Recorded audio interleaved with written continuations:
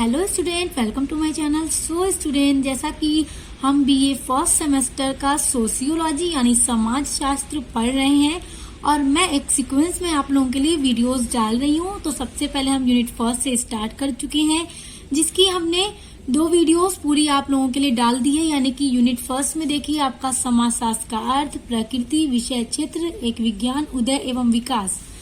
So student देखिए, हमने day 1 में यानी कि यूनिट फर्स्ट में डे 1 में समाजशास्त्र का अर्थ पढ़ा था। डे 2 में हमने पढ़ा था प्रकृति, विषय क्षेत्र, एक विज्ञान। तो इतने टॉपिक्स हम आपके कंप्लीट कर चुके हैं। अगर आपने अभी तक नहीं पढ़ा तो आप मेरे चैनल पर विजिट करके इसे पढ़ सकते हैं। मेरे चैनल में आपको प्लेलिस्ट भी मिल जाएगी सोशियोलॉजी बीए फर्स्ट सेमेस्टर के नाम से। तो आज की वीडियो में यानी कि डे 3 में हम पढ़ने वाले हैं उदय एवं विकास कि सोशियोलॉजी का उदय और विकास कैसे हुआ, इसकी उत्पत्ति कैसे हुई और कब हुई। तो चलिए स्टार्ट करते हैं। तो जैसा कि स्टूडेंट, इसकी उत्पत्ति यानी समाजशास्त्र की जो उत्पत्ति है वो 19वीं शताब्दी में बताया जाता है। कहा जाता है कि 19वीं शताब्दी में समाजशास्त्र की उत्पत्ति हुई थी। उस टाइम यूरोप में क्रांति चल रही थी। जैसा कि देखिए 19वीं शताब्दी में यूरोप में क्रांति हो रही थी, जैसे कि औद्योगिक क्रांति, राजनीतिक क्रांति हो रही थी। और बात करें फ्रांस की तो वहां पर राजवंश से बढ़कर प्रजातंत्र की तरफ लोग बढ़ रहे थे।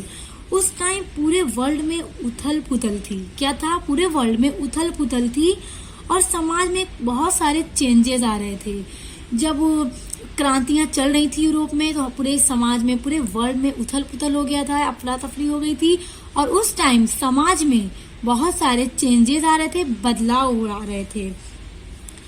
इसकी उत्पत्ति को देखिए 4 चरणों में हम समझ सकते हैं। 4 चरणों में अगर इसकी उत्पत्ति को हम समझ सकते हैं, जैसा कि आप लोग देख सकते हैं, प्रथम चरण, द्वितीय चरण, तृतीय चरण, चतुर्थ चरण। इनके बेसिस पर हम समाजशास्त्र की उत्पत्ति को बहुत ही इजीली समझ सकते हैं। तो देखिए स्टूडेंट, प्रथम चरण। सो स्टूडेंट, जैसा कि मैं आपको ये भी बता दूं कि 19वीं शताब्दी से पहले समाज शास्त्र को एज अ सब्जेक्ट नहीं पढ़ा जाता था।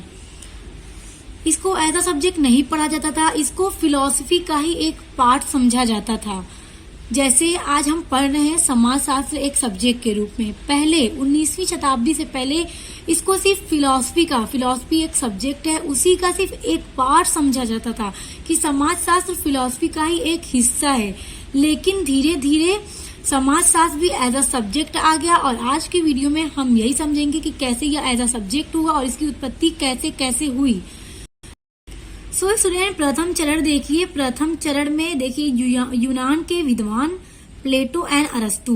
तो प्लेटो एंड अरस्तु का नाम आप लोगों ने सुना होगा। ये यूनान के विद्वान थे, समाजशास्त्री भी आप इन्हें कह सकते हैं। तो इन्होंने अपना बहुत सारा योगदान दिया है समाजशास्त्र की उत्पत्ति में। इन्होंने बहुत ज्यादा महत्व दिया है समाजशास्त्र को। इसकी उत्पत्ति होने में इन्होंने बहुत ज्यादा योगदान दिए हैं। वैसे तो प्लेटो एंड अरस्तु को पॉलिटिकल साइंस में बहुत ज्यादा पढ़ा जाता है, क्योंकि पॉलिटिकल साइंस में ये दोनों बहुत ही ज्यादा योगदान दिए हैं अपना। और प्लेटो की बुक है रिपब्लिक और अरस्तु की बुक है एथिक्स एंड पॉलिटिक्स। तो इन्होंने अपनी बुक के जरिए समाजशास्त्र को बहुत ज्यादा महत्व दिया है, बहुत ज्यादा बढ़ावा दिया है समाजशास्त्र की उत्पत्ति को लेकर। तो प्रथम चरण में हम ये कह सकते हैं कि प्लेटो एंड अरस्तु ने बहुत ही ज्यादा बढ़ावा दिया है समाजशास्त्र की उत्पत्ति को लेकर। इसका विकास होने में इन्होंने बहुत ज्यादा जोर दिया है, महत्व दिया है। तो अब बढ़ते हैं हमारे द्वितीय चरण की तरफ। तो द्वितीय चरण यानी समाजशास्त्र की उत्पत्ति यानी द्वितीय चरण स्टार्ट होता है 6th से 14th सेंचुरी तक। तो देखिए विद्वान थे एक्यूनस दांते, इनका नाम भी आप लोगों ने सुना होगा। ये भी समाजशास्त्री आप इनको कह सकते हैं कि विद्वान थे। इन्होंने भी समाजशास्त्र की उत्पत्ति और विकास में बहुत ज्यादा योगदान दिया है, बहुत महत्व दिया है। इन्होंने बताया कि मनुष्य समाज का सबसे इम्पोर्टेंट प्राणी है। तो देखिए एक्यूनस और दांते ने ये कहा कि मनुष्य ही समाज का सबसे इम्पोर्टेंट प्राणी है, क्योंकि मनुष्यों से ही समाज है। अगर मनुष्य नहीं है तो समाज नहीं है, क्योंकि समाज में हम रहते हैं।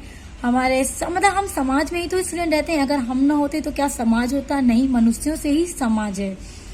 मनुष्यों द्वारा समाज का परिवर्तन। और इन्होंने ये भी बताया कि मनुष्य ही समाज को परिवर्तित कर सकता है। मनुष्य अपने व्यवहार से, अपने रहन सहन से, अपनी बोली बात से, अपनी भाषाओं से समाज को परिवर्तन करता है। और यहाँ पे जितने भी लोग रहते हैं मिलकर उनका एक जाल बनता है, उनके संबंधों का जाल बनता है।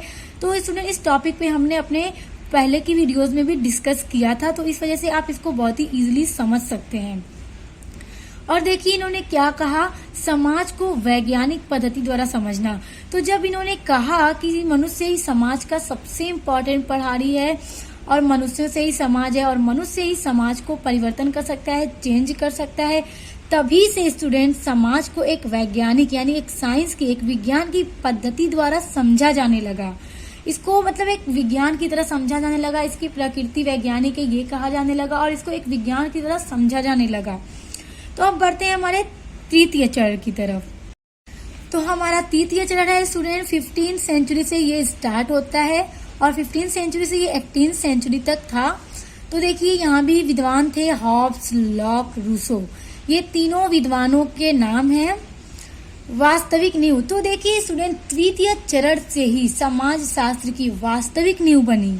इसकी समाजशास्त्र की एक वास्तविक नींव डाली गई और यहीं से समाजशास्त्र की उत्पत्ति होना शुरू हो गई। सामाजिक समझौते का सिद्धांत, और इन्होंने सामाजिक समझौते का सिद्धांत दिया, यानी कि जब यहाँ से समाजशास्त्र की वास्तविक नींव बनी, इसकी नींव डाली गई, तो उस टाइम के जो विद्वान थे उन्होंने इसको सामाजिक समझौते का सिद्धांत दिया। सामाजिक समझौते का सिद्धांत मतलब से स्टूडेंट ये हुआ कि इसमें मनुष्य का रहन सहन, व्यवहार, संबंध आदि को समझना। जैसे मनुष्यों से ही समाज है, मनुष्य समाज में रहते हैं, उनका रहन सहन क्या है, उनका एक दूसरे से रिलेशन क्या है, संबंध क्या है। क्योंकि आप समाज में रहते हैं तो आपका ऐसा नहीं कि आप बस अकेले रहते हैं, आपके आसपास लोग रहते हैं, आपके रिलेटिव्स रहते हैं, आपके नेबर्स रहते हैं, पड़ोसी रहते हैं, उनसे आपका क्या रिलेशन है, क्या संबंध है, उन सब को समझना यहीं से स्टार्ट हुआ। उन्होंने सिद्धांत दिया एक सामाजिक समझौते का सिद्धांत, उसी सिद्धांत के तहत इन सब चीजों को समझा जाने लगा। देखिए स्टूडेंट एक और विद्वान थे उस टाइम, माल्थस ने एक और सिद्धांत दिया, माल्थस का जनसंख्या का सिद्धांत। तो जो माल्थस थे ये भी विद्वान थे, इन्होंने उस टाइम एक जनसंख्या का सिद्धांत दिया कि मतलब एक समाज में जो लोग रह रहे हैं उनकी जनसंख्या कैसे की जाए, यहाँ के लोगों की क्या जनसंख्या है, उस समाज के लोगों की क्या जनसंख्या है, मतलब जो भी लोग रह रहे हैं उनकी जनसंख्या का सिद्धांत दिया, उनकी जनसंख्या कैसे की जाए। तो अब आते हैं स्टूडेंट चतुर्थ चरण। तो चतुर्थ चरण में ही हमारा समाजशास्त्र एज अ सब्जेक्ट सामने आया और उसको सामने लाने वाले थे ऑगस्ट कॉम्टे। ऑगस्ट कॉम्टे एक विद्वान है और फादर ऑफ सोशियोलॉजी है। इस तरह से क्वेश्चन पूछा जा सकता है कि समाजशास्त्र का जनक कौन है, समाजशास्त्र के पिता कौन है। Father of sociology, who is the father of sociology, पूछा जा सकता है इस तरह से आपसे क्वेश्चन मल्टीपल चॉइस में। तो आपको ये बात एकदम क्लियर पता होनी चाहिए कि सोशियोलॉजी के फादर यानी जनक ऑगस्ट कॉम्टे हैं। और ये भी स्टूडेंट्स क्वेश्चन आ सकता है, पूछा जा सकता है शॉर्ट में कि सोशियोलॉजी को यानी समाजशास्त्र को एज अ सब्जेक्ट कब सामने लाया गया, किस सन में सामने लाया गया। तो 1838 में समाजशास्त्र को एज अ सब्जेक्ट सामने लाया गया। ऑगस्ट कॉम्टे ने 1838 में समाजशास्त्र को एज अ सब्जेक्ट सामने लाए। उन्होंने घोषित किया कि समाजशास्त्र एक सब्जेक्ट है, क्योंकि पहले समाजशास्त्र को सिर्फ फिलॉसफी का ही एक हिस्सा माना जाता था, लेकिन अब समाजशास्त्र को हर एक यूनिवर्सिटी में, हर एक कॉलेज में एज अ सब्जेक्ट पढ़ाया जाता है और आज अभी हम पढ़ भी रहे हैं। तो देखिए यहीं से समाजशास्त्र एक सब्जेक्ट बन गया। फ्रांस की राज एवं औद्योगिक क्रांति, तो ये जब 1838 में समाजशास्त्र एक सब्जेक्ट के रूप में सामने आया तो वो 19वीं शताब्दी थी। और मैंने आपको वीडियो के स्टार्ट में ही बताया था कि 19वीं शताब्दी के दौरान फ्रांस में क्रांतियां चल रही थी, औद्योगिक क्रांति, राजनीतिक क्रांति, और उस टाइम राजवंश से लोग लोकतंत्र की तरफ बढ़ रहे थे। और इन्होंने एक सिद्धांत दिया, प्रत्यक्षवाद का सिद्धांत। उन्होंने इस सिद्धांत में बहुत ज्यादा योगदान दिया अपना और बहुत सी सारी चीजें बताई इसमें। ब्रिटेन के विद्वान स्पेंसर, इनका नाम भी आप लोगों ने सुना होगा, ये ब्रिटेन के विद्वान थे। इन्होंने एक बुक लिखी थी प्रिंसिपल ऑफ सोशियोलॉजी। तो ये स्पेंसर के द्वारा लिखी गई एक पुस्तक है, एक किताब है, प्रिंसिपल ऑफ सोशियोलॉजी। इससे समाज में क्रांति आई, यानी कि इनकी जब इन्होंने बुक लिखी तो इस बुक के दौरान मतलब इस बुक के जरिए ही समाज में क्रांति आई और समाज के प्रति एक जागरूकता आई, लोगों के अंदर समाज के प्रति एक जागरूकता आई और इससे बहुत सारी क्रांति आई, लोगों के रहन सहन में बदलाव आया, लोगों के संबंध को समझने का अध्ययन किया जाने लगा, एक वैज्ञानिक तरीके से लोगों का क्रमबद्ध यानी कि समाज का क्रमबद्ध अध्ययन किया जाने लगा। फ्रांस में दुर्खीम और मैक्स वेबर भी एक फ्रांस के समाजशास्त्री थे, एक विद्वान थे जो इन्होंने भी बहुत सारे योगदान दिए हैं समाजशास्त्र की उत्पत्ति में और इन्होंने भी बहुत सी चीजें समाजशास्त्र को लेकर कही है। इनके बारे में हमने अपनी पहले के वीडियोज में पढ़ा है, जैसे समाजशास्त्र का अर्थ और इसकी प्रकृति में हमने ये सब कुछ समझ लिया है। सो स्टूडेंट, यहाँ पे हमारा यूनिट फर्स्ट कंप्लीट होता है। तो हमने अपने यूनिट फर्स्ट को 3 पार्ट में करके कंप्लीट किया है वीडियो, यानी कि डे 1, डे 2 और डे 3। तो डे 1 में हमने पढ़ा था समाजशास्त्र का अर्थ, डे 2 में पढ़ा हमने प्रकृति, विषय क्षेत्र, एक विज्ञान और डे 3 यानी कि आज की वीडियो में हमने पढ़ा उदय एवं विकास।